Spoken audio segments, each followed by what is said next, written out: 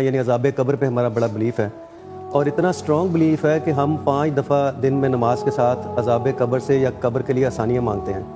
جبکہ دوسری طرف اسلامی بیانیہ یہ ہے کہ دنیا جو ہے وہ عمل کی جگہ ہے اور اس کا فیصلہ ڈے آف ججمنٹ یعنی روز قیامت کو ہونا ہے. جب ایک چیز کا فیصلہ روز قیامت کو ہونا ہے تو اس کی سزا یا جزا کا عمل پہلے سے کیسے شروع ہو سکتا ہے؟ یہ میرا سوال ہے. یہ پوری بات نہیں ہے. پوری بات یہ ہے کہ اس دنیا میں اللہ تعالیٰ نے ہم سب کو امتحان کے لیے بھیجا ہے. یہ امتحان سب کے لیے برپا ہے، میرے لیے بھی، آپ کے لیے بھی، ماضی کے لوگوں کے لیے بھی، حال کے مستقبل کے لوگوں کے، قیامت تک یہ ایسے ہی جاری رہے گا. اس امتحان میں جزا و سزا کا کیا ضابطہ ہے؟ تو قرآن مجید نے یہ بیان کیا ہے کہ جزا و سزا یعنی قیامت جزا و سزا ہی کی جگہ ہے نا، کہ جزا و سزا کے قانون میں 3 جہتیں بہت متعین ہیں. پہلی یہ کہ ایک شخص یہ کہتا ہے کہ مجھے جو کچھ بھی پروردگار دینا ہے دنیا میں دے دے، یعنی اسے اصرار ہے کہ آخرت یہ کیا چیز ہوتی ہے، میں اس کا انتظار کیوں کروں، یہ ادھار کا وعدہ مجھ سے تو برداشت نہیں ہوتا، مجھے دنیا میں دے دے. اللہ تعالیٰ کہتے ہیں کہ جو آدمی آخرت کا طالب نہیں ہے، دنیا ہی کو اپنا مقصد بنا کے جیتا ہے، نوفتے یہ ہے، پورا حساب میں دنیا میں چکا دوں گا، اس کا بے باک کر دوں گا، اور ما لہ فی الآخرۃ من خلاق، آخرت میں مجھ سے کوئی مطالبہ نہ کرے. یہ فیصلہ اللہ تعالیٰ نے سنا دیا ہے. تو اس لیے ایک جزا و سزا تو وہ ہے کہ نہیں ہو جاتی ہے. یعنی جو نیکی کی ہوتی ہے نا، بہت سے لوگ نیکی کرتے ہیں، خیر کرتے ہیں، وہ کہتے ہیں کہ ہمیں اس کا جزا یہی ملنا چاہیے. اس کے بارے میں قرآن مجید نے بالکل صراحت سے بیان کر دیا کہ یہی حساب کیا جاتا ہے. اس کے بعد اب دوسری چیز دیکھیے. دوسری چیز یہ ہے کہ جو پیغمبروں کی اقوام ہے، یعنی جن کی طرف پیغمبروں کی بعثت ہوئی، رسولوں کی بعثت ہوئی، جیسے کہ قرآن مجید نے بیان کیا ہے کہ ہر امت کی طرف ہم نے، سیدنا ابراہیم سے پہلے تو یہی طریقہ رہا کہ وَلِكُلِّ أُمَّةٍ رَسُولٌ فَإِذَا جَاءَ رَسُولُهُمْ قُضِيَ بَيْنَهُمْ بِالْقِسْطِ وَهُمْ لَا يُظْلَمُونَ. جب ان کے رسول آ جاتے تھے تو ان کا فیصلہ اسی دنیا میں کر دیا جاتا تھا. ان کے لیے قومی سطح پر افرادی فیصلہ تو پھر وہیں ہوگا، لیکن قومی فیصلہ یہی ہو جاتا تھا. اب قومی فیصلہ جب ہو جاتا ہے کسی قوم کا تو آپ جانتے ہیں کہ اسے دنیا ہی میں عذاب دیا جاتا ہے. چنانچہ قرآن ہی نے بیان کیا ہے کہ عاد کو، سمود کو، بہت سی قوموں کو یہ عذاب ہوا. اسی طرح رسالت میں آپ صلی اللہ علیہ وسلم کے بارے میں بیان کیا گیا ہے کہ آپ کی قوم کو بھی یہ عذاب دیا گیا، لیکن صحابہ کی تلواروں کے ذریعے سے دیا گیا. تو یہ ساری باتیں اب دنیا کے عذاب کی ہو گئی.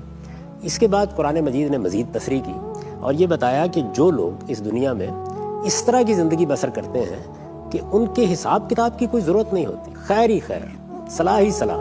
میں مثال دوں گا، جیسے سیدنا ابو بکر کی شخصیت ہے، یا انبیاء علیہ السلام کو لے لیجیے.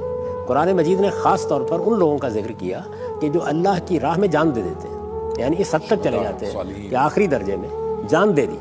تو کیا کہا ان کے بارے میں کہ جیسے ہی وہ دنیا سے رخصت ہوتے ہیں عند ربہم یرزقون، ایک نوعیت کی زندگی ان کو مل جاتی ہے اور فوراً اللہ کی عنایتیں شروع ہو جاتی ہیں. اچھا، فرعون کے بارے میں یہ بتایا کہ یہ جو فرعون اور آل فرعون ہیں، ان کے ساتھ اس وقت یہ معاملہ ہو رہا ہے، ابھی تو قیامت نہیں آئی، اس وقت یہ معاملہ ہو رہا ہے کہ صبح و شام ان کا ٹھکانہ ان کو دکھایا جاتا ہے، اور پھر قیامت میں کیا ہوگا، یردون الی اشد العذاب، اس کے بعد وہ شدید ترین عذاب کی طرف منتقل کر دیے جائیں گے.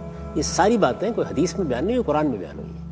تو اس کا مطلب یہ ہے کہ جو اللہ تعالیٰ کا ضابطہ ہے، اگر اس کی روشنی میں آپ متعین کریں اور پھر باقی قرآن کے مقامات دیکھیں، تو وہ یہ ہے کہ جس وقت ہم دنیا سے رخصت ہوتے ہیں تو ایک نوعیت کی نیند سب پر طاری کر دی جاتی ہے. اور قرآن نے اس کی مثال بھی دی ہے کہ یہ جو تمہیں نیند آتی ہے رات کو، یہ اصل میں بالکل نمونہ ہے دنیا کی زندگی، قیامت کے نشور اور برزخ، بالکل وہی چیز ہے. یعنی آپ سوتے ہیں، کچھ پتہ نہیں چلتا کب نیند آ گئی.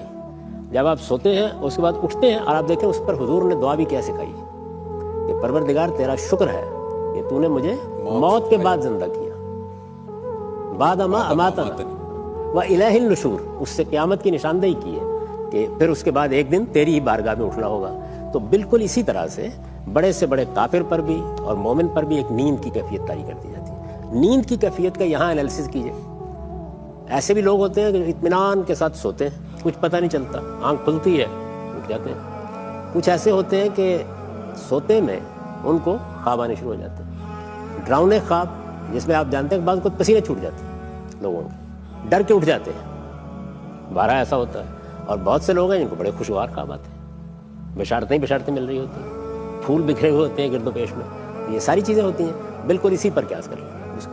یعنی سب سوئے ہوئے ہیں، لیکن اس حالت میں جن لوگوں کے فیصلے کے لیے کسی عدالت کو لگانے کی ضرورت نہیں ہے، مثلا انبیاء، مثلا شہداء، مثلا صدیقین، جن کے لیے معاملہ صاف ہو گیا، سابقون ہیں انہوں نے اپنی دنیا کی زندگی میں اس کی گنجائش ہی نہیں چھوڑی کہ ان کا کوئی محاسبہ کیا جائے، تو ان کے لیے فوراً اللہ تعالیٰ کی عنایتیں شروع ہو جاتی ہیں۔